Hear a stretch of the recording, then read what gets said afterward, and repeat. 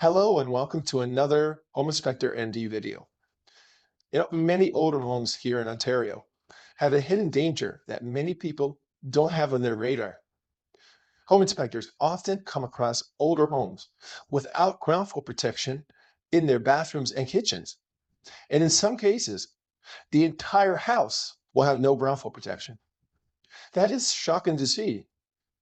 The other problem is many people have no idea why ground fault protection is important. So today, we're going to take a closer look into ground fault protection in your home. Ground fault protection can save your life. So in our world, the lack of ground fault protection in the form of receptacles or breakers will not just be reported on, but be put as a high priority. A defective ground fault receptacle or breaker that fails to trip and reset is also written in the report.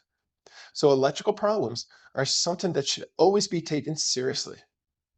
Let's first go back in time and see when the ground fault interrupter was first introduced.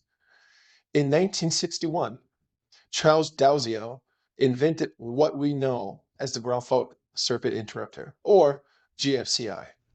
He wrote a book called The Effects of Electric Shock on Man.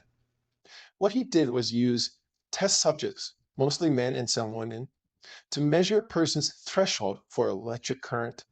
They tested electric current on people's tongues and other parts of the body, such as hands. For each test, the current was gradually increased to see its effect and pain on the people. This led him to have a finding on the let go current. This is an important point where a person can freeze from muscle contractions and not let go of the object they are holding if that current flow is high enough, which can lead to death. All of these experiments led him to invent the GFCI, and in 1965, he would have a patent for his ground fault circuit interrupter.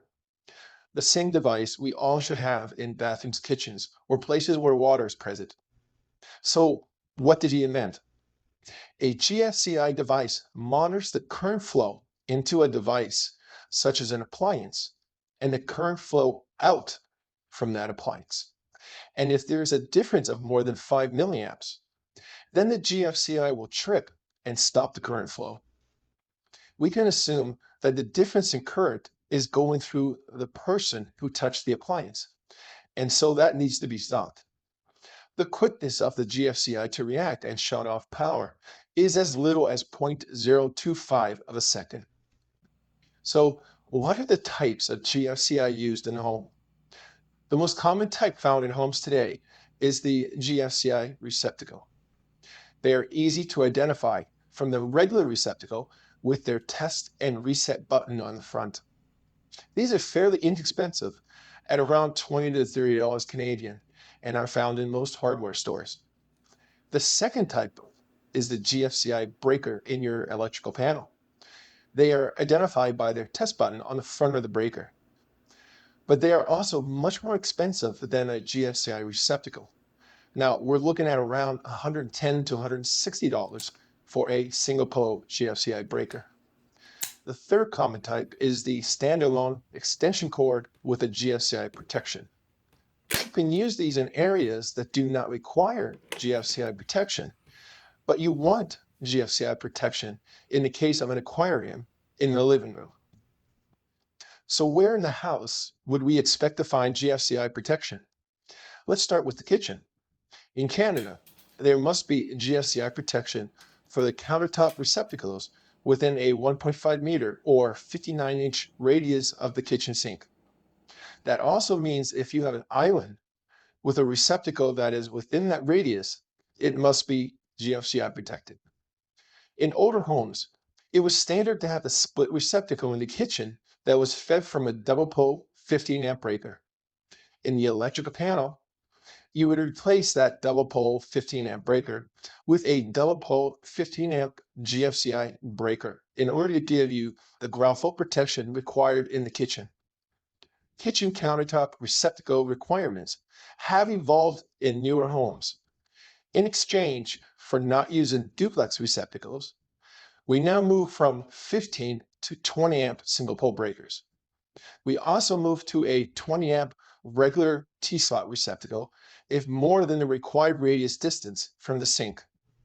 If within the distance, the solution here is to have a T-slot 20 amp GFCI receptacle. The same radius distance we saw in the kitchen also applies in the bathroom. GFCI protection is required for the wash basin area, the shower stall, or bathtub. But the outlet plug must not be within 1 meter of the shower stall or tub. If a light switch is within 1 meter of the shower stall or tub, then that light switch must also be GFCI protected. As you might have guessed, ground fault protection would also be required for the sink in the laundry room. Where Canada differs slightly from the US is in the garage. In Canada, receptacles in attached garages are not required to be GFCI protected. On the other hand, outdoor receptacles around the house do have to be GFCI protected with proper weatherproof cover protection. The only exception is plug outlets that are above 98.5 inches above grade. They do not have to be GFCI protected. For these locations, the type used can either be a breaker type or a receptacle type. A GFCI breaker will protect all standard receptacles in the circuit. A GFCI receptacle can be daisy-chained.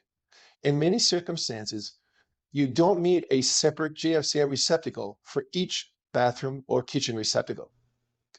During the construction of the house, they are usually wired together because one GFCI receptacle can protect ordinary outlets wired downstream from it.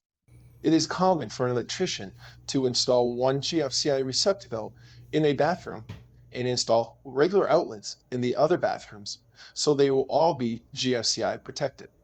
So just because you see a regular receptacle in a bathroom, that does not mean it's not ground fault protected. Remember that if one of the receptacles in the chain is tripped, they all lose power. So what about testing? A home inspector is required to check the presence of GFCI protection and test if they are working. The first method is to use the built-in tester in each GFCI receptacle. Many will say, including the manufacturers, that this is the proper way to test the GFCI. Most inspectors just naturally use their own plug-in circuit tester. The reason is they are already using it to test regular receptacles around the house, and they do offer additional information that the built-in tester does not have. One, they can test if standard outlets are ground fault protected. Two, some can provide the voltage of the receptacle. Are we getting the proper 120 volts?